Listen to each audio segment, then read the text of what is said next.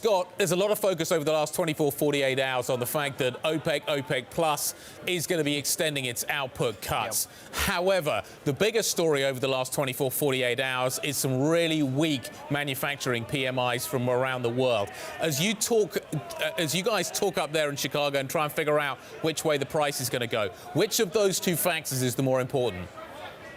You know, in the short term here, I certainly think it's the lack of global demand. It's the weakness globally, you know, in the economies across the world. I think that is really what's keeping a cap on oil right here. I mean, we saw the announcement with OPEC Plus, you know, almost was in jeopardy, right, of not happening at all. Then it did happen. They're extending for 9 months, and great. You know, the market took that. I think what happened was we saw oil run up ahead of that, and now the focus squarely is back on economics, bottom line.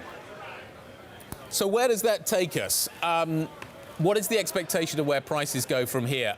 The oil's really struggled to make any headway. We've come up a long way, but I'm just kind of wondering where the next impetus to the upside could be. Have we peaked out, I guess, is the question that I'm asking.